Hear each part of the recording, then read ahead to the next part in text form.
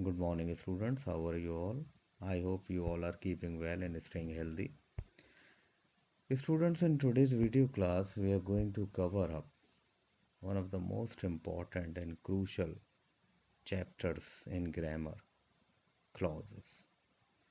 Students, in today's video lecture, we shall learn definition, types, and examples of clauses. So, students, without further delay, let us begin the chapter. And first of all, let us study about the definition of a clause. So the first question arises, what is a clause?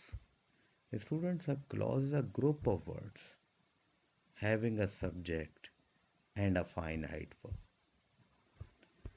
A clause is a meaningful combination of words, students. Why? Because it can alone express a complete thought. A clause can be a simple sentence as well also, students. Hence, clause is also sometimes defined as group of words having a subject and a predicate. Yes.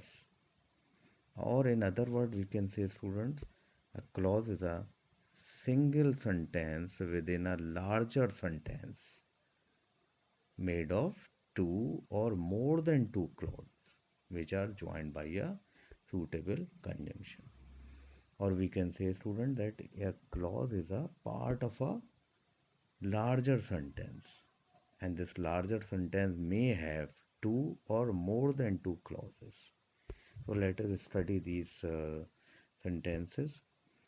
First sentence example is, a morning walk is useful. Second is, he saw the beggar and gave him a coin. Third example is, this is the girl who won the first prize. So we can say, student, sentence number one has already one finite verb and it is one, it has one clause, whereas sentence number two, student, has two clauses joined by and sentence number three, student, is what is having an adjective clause.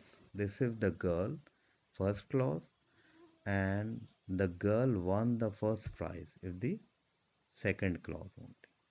So both of these clauses have been joined by the conjunction who here. So we can say that a sentence here in these examples also we can see, particularly in say sentence number 2 and sentence number 3, students, that he saw the beggar and he gave him a coin. Right? These are what? Two different clauses, and they have been joined by conjunction and. Right? And now these two clauses are making a larger sentence.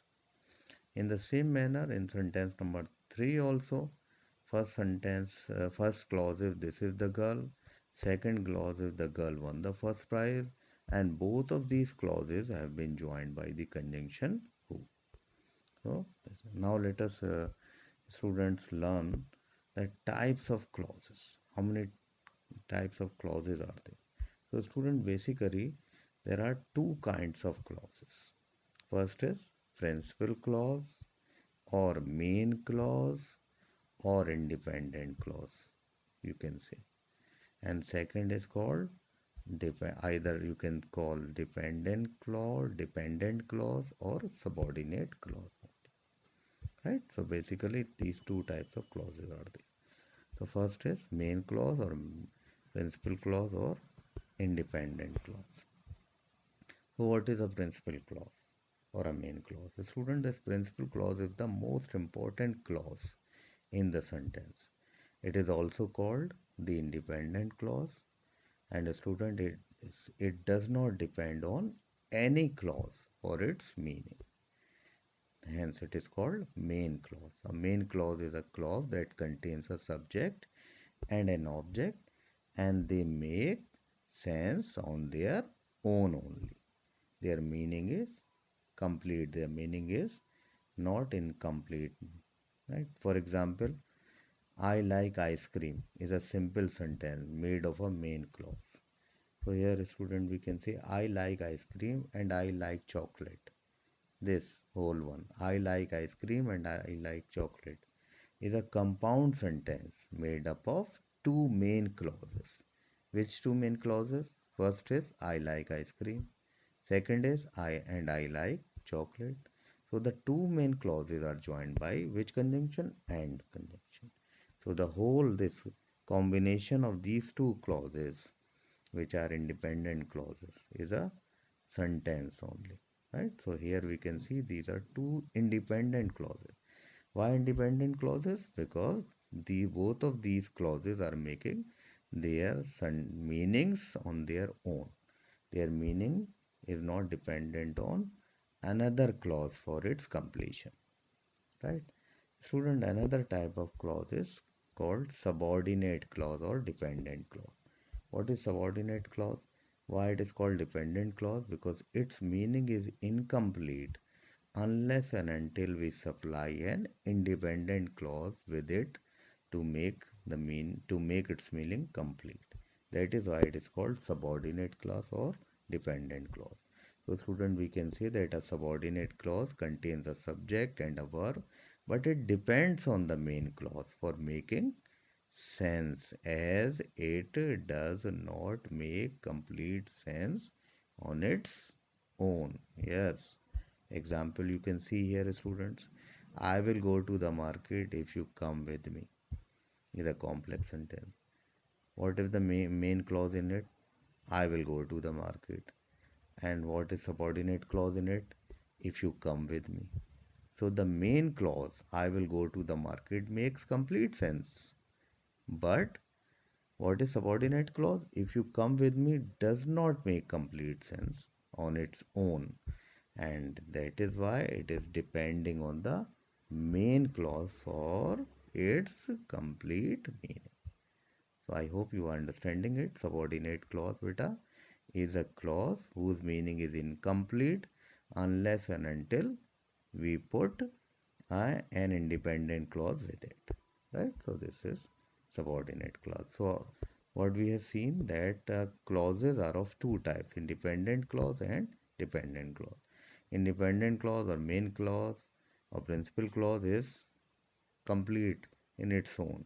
Its meaning is complete. But subordinate clause or dependent clause meaning is incomplete. Right? Unless and until we put another independent clause with it. So now student, before moving to the further clauses, let us see what is a phrase. So what is a phrase? What phrase is, student, also a group of words, and a phrase can be short or long, but student, phrase does not include the subject verb combination, right? Like in clause, right? Like you can see some examples of phrases are written over here. After the meal, this is prepositional phrase. So you can make a sentence: I go to the walk after the meal. The nice neighbor, he is the nice neighbor of this of my locality. Were waiting for the movie. We were waiting for him to the movie. We were waiting for him, right? We were waiting for the movie to go along with him. So these are what some of the examples of phrases on this book. Now let us see the difference between a phrase and clause. Student, phrase do not contain a subject and a predicate, whereas clauses contain a subject and a predicate.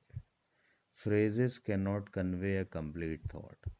Clauses can sometimes convey a complete thought. Phrases cannot stand alone. Independent clauses can stand alone. So this is the difference between phrases and clauses. Again, students, we have studied subordinate clauses or dependent clauses. Again, subordinate clauses or dependent clauses are further divided into three. They are noun clause, adjective clause, and adverb clause.